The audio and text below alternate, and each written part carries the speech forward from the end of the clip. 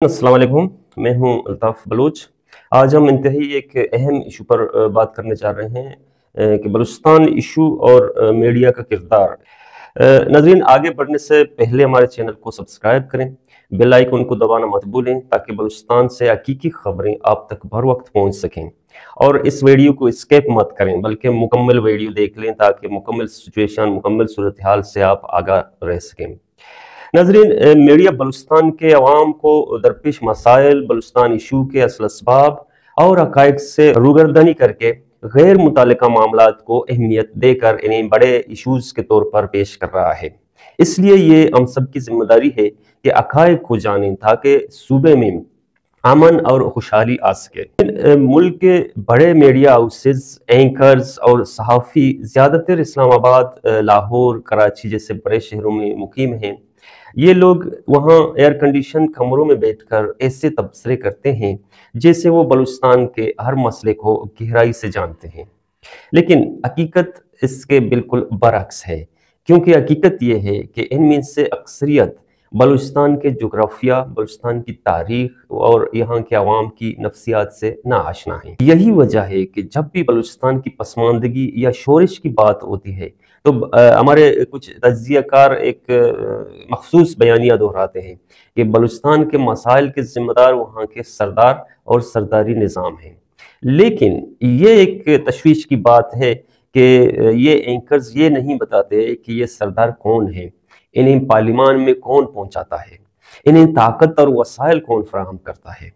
ये बातें हम आम आवाम तक हमारी मीडिया नहीं पहुंचाती है। ये बात माननी पड़ेगी कि बलूचिस्तान के अवाम सरदारी निज़ाम और इन सरदारों से न सिर्फ मायूस हैं बल्कि वो इन्हें वोट भी नहीं देते। लेकिन सवाल ये पैदा होता है कि ये सरदार पार्लियामेंट में कैसे पहुंचते हैं।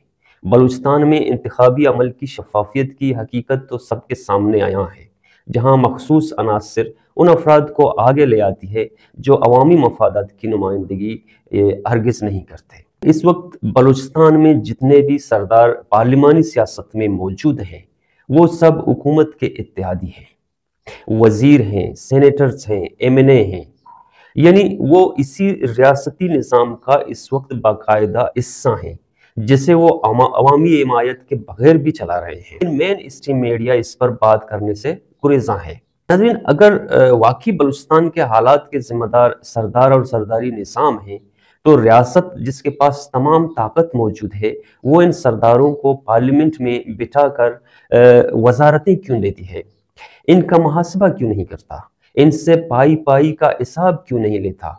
इस वक्त जो वजारत के मज़े ले रहे हैं और बकौल मीडिया के हालात की खराबी के जिम्मेदार भी इन्हीं को ठहराया जाता है।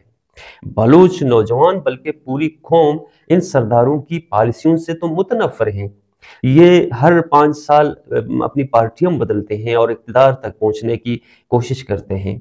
जो सरदार हक बात करे तो उसे मुख्तलिफ अलकाबात से नवाजा जाता है।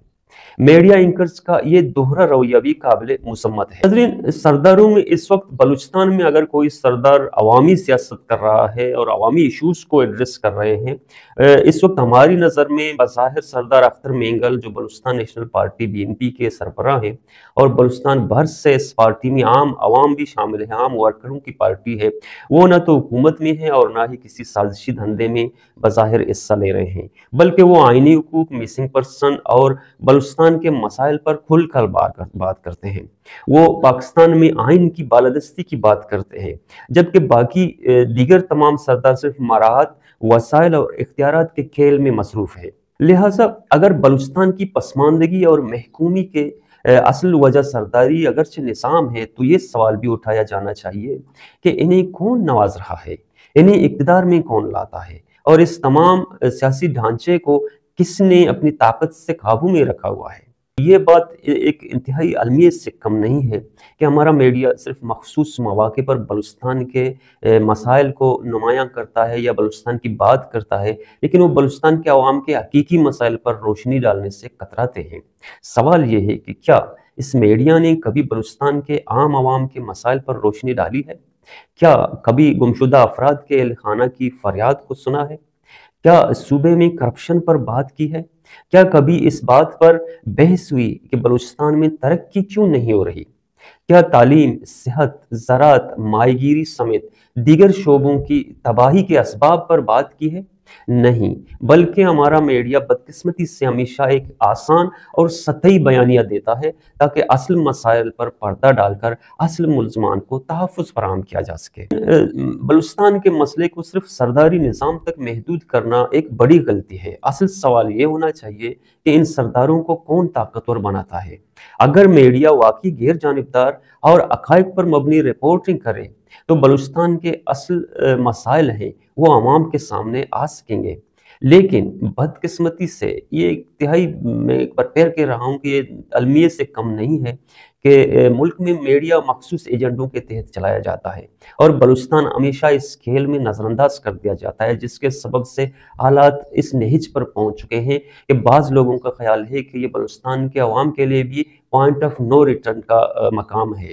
ناظرین، آپ کا کیا خیال ہے؟ کیا میڈیا بلوچستان کے مسائل کو صحیح طریقے سے پیش کر رہا ہے یا پھر ہمیں متبادل ذرائع سے سچائی کی تلاش کرنا ہوگی؟ اپنی رائے کمنٹس میں ضرور دیجیے اور اس ولاگ کو شیئر کریں تاکہ زیادہ سے زیادہ لوگ حقیقت جان سکیں۔ ناظرین، اگر ہماری میڈیا نے جس دن جھوٹی خبروں اور تجزیوں کا بائیکاٹ کر کے حقیقی مسائل پر بات کرنا شروع کر دی، اسی دن بلوچستان میں سبز انقلاب کا دور شروع ہوگا۔ اپنا خیال رکھیے گا۔ اگلے موضوع تک ہمیں اجازت دیجیے۔ ایک بار پھر آپ سے ریکویسٹ ہے کہ ہمارے چینل کو سبسکرائب کریں اور بیل آئیکن کی گھنٹی کو بھی دبائیں۔ اللہ حافظ۔